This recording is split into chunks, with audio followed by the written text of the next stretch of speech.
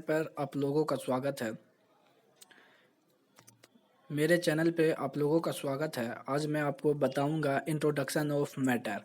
पदार्थ पदार्थ क्या है, इसी के बारे में आज मैं आपको बताऊंगा। पदार्थ पदार्थ के बारे में ये क्लास 9 से ही पढ़ना स्टार्ट हो जाता है। तो आज हम शुरू करेंगे इंट्रोडक्शन ऑफ मैटर। तो शुरू करते हैं। पदार्थ जो होता है वह कोई भी चीज़ जो समझिए कि स्पेस ऑक्यूपाई करे, जो मतलब कि जो भी चीज़ इस दुनिया में है, जो जगह को छेकता है, जो जगह लेता है, उसी को हम पदार्थ कहेंगे, यानी उसी को हम मैटर कहेंगे। आपके आसपास जितनी भी चीज़ें हैं जो मतलब कि कहीं पर भी उसको आप जहाँ जिसको रख सकते हैं वो पदार्थ कहलाता है। इसीलिए इसको बोला जाता है जो स्थान घेरे उसी को, या रुकावट पैदा करे उसी को पदार्थ कहते हैं। तो इतना आप समझ गए। तो ये, और जिसमें द्रव्यमान होता है उसको भी पदार्थ कहते हैं। जैसे लकड़ी हुआ, लोहा हुआ, तांबा हुआ, ये सभी पदार्थ है। अब पदार्थ में जो चेंजिंग आते हैं तो वो दो तरह से चेंजिंग आते हैं। एक जो होता है वो फिजिकल चेंजिंग होता है, एक केमिकल चेंजिंग होता है। तो अब हम डिस्कस करेंगे कि फिजिकल चेंजिंग क्या होता है और केमिकल चेंजिंग क्या होता है। तो चेंजिंग जो बेसिकली होते हैं वो दो तरह के होते हैं। तो फिजिकल चेंजिंग ऐसा चेंजिंग होता है कि जिसमें अगर वो बदल जाए तो फिर हम जो है उसको दोबारा, मतलब कि दोबारा वो अपने रूप में आ जाएगा। जैसे कि पानी से बर्फ़ बनना, बर्फ़ को आप दोबारा पानी बना सकते हैं, आप पानी से दोबारा आप बर्फ़ भी बना सकते हैं। इसी को हम फिजिकल चेंजिंग कहते हैं। यानी कि जो मतलब कि जो आप दोबारा उसको रिगेन कर सकते हैं, वापस ला सकते हैं, उसी को हम फिजिकल चेंजिंग कहते हैं। और जो चीज़ वापस नहीं आ सकता है उसको केमिकल चेंजिंग कहते हैं। जैसे दूध से दही बनना, क्या आप दही से दूध बना सकते हैं? कभी भी नहीं बना सकते हैं। यानी कि ये केमिकल चेंजिंग है। तो केमिकल चेंजिंग में जो चेंजिंग आता है उसको आप दोबारा पहले जैसा नहीं कर सकते हैं, जबकि फिजिकल चेंजिंग को आप पहले जैसा बना सकते हैं। बस यही दो बात है फिजिकल चेंजिंग में और केमिकल चेंजिंग में। जो अपने पहले वाले रूप में आ जाए उसको हम फिजिकल चेंजिंग कहेंगे, और जो अपने पहले वाले रूप में नहीं आए उसको हम केमिकल चेंजिंग कहते हैं। तो बेसिकली यही दो बातें हैं। अब जो है, अब परमाणु का जो है मतलब कि अब पदार्थ में जो होते हैं वो परमाणु आ जाते हैं। तो अब परमाणु क्या होते हैं, एटम क्या होते हैं, डाल्टन का थ्योरी क्या है, अब हम लोग इसको डिस्कस करते हैं। तो डाल्टन जो थे वो एक परमाणु के समझिए कि बहुत बड़े वैज्ञानिक थे।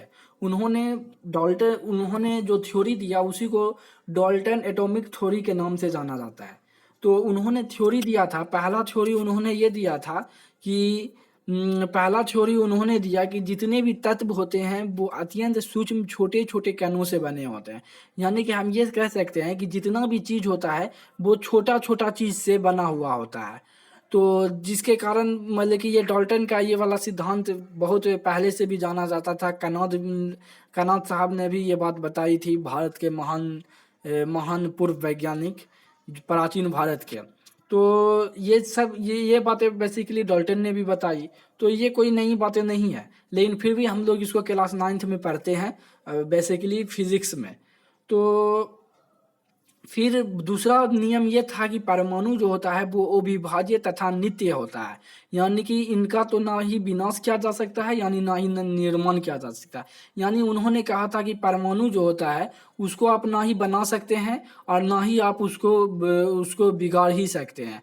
यानी कि इसको कोई नहीं बना सकता है, ये पहले से एग्जिस्टेंस में होता है, और ना ही इसको कोई बिगाड़ सकता है। इसको अल्लाह ताला ने बनाया, ये पहले से ही है।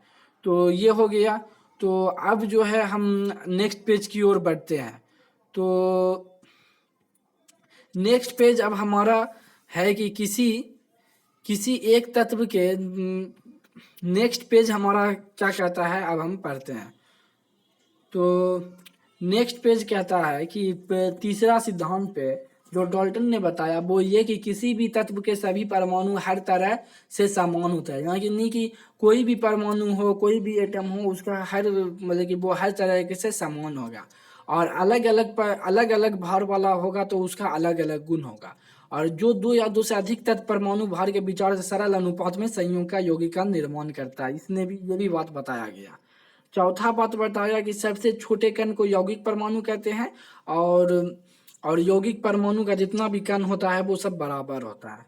तो लेकिन बाद में ये हुआ कि डाल्टन के परमाणु सिद्धांत में भी कुछ दोष आ गया, जिसको बाद में हम बताएंगे।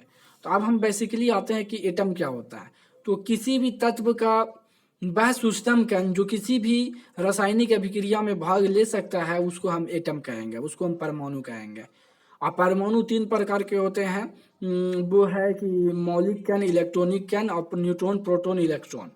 और फिर अब अणु पे आते हैं। मॉलिक्यूल क्या होता है? वह सूक्ष्मतम कण जो स्वतंत्र अवस्था में रहता है उसी को हम मॉलिक्यूल कहेंगे।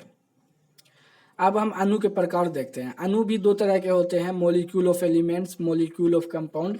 ये सभी चीज होते हैं और ये एक ही परमाणुओं से मिलकर बना होता है, इसलिए उसे मॉलिक्यूल ऑफ इलेक्ट्रॉन कहते हैं। और जो दो या दो से अधिक परमाणुओं से मिलकर बना होता है उसको हम मॉलिक्यूल ऑफ कंपाउंड कहते हैं। यानी यौगिक मतलब योग, यानी दो चीजों से मिला हुआ।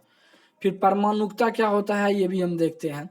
परमाणु में जो उसकी मतलब कि किसी भी अणु में जो उपस्थित परमाणु की संख्या होता है उसी को हम परमाणुकता कहते हैं। अब देखिए क्लासिफिकेशन ऑफ मैटर क्या होता है।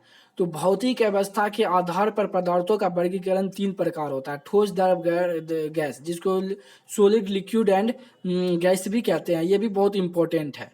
तो अब हम बेसिकली देखते हैं, जैसे सॉलिड है। सॉलिड कोई भी चीज जो जिसमें समझिए कि आकार हो, आयतन हो, वो सब सॉलिड है। जैसे कि कोई भी आप चीज पकड़ लें, उसको आप पकड़ सकते हैं और उसमें उस जगह भी ऑक्युपाइड करता है, तो वो सब जो है वो सॉलिड हो गया।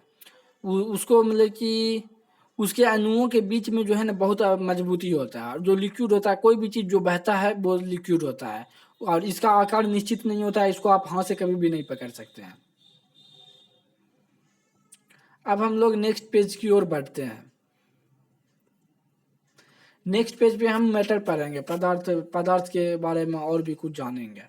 तो नेक्स्ट पेज में दिखाते हैं।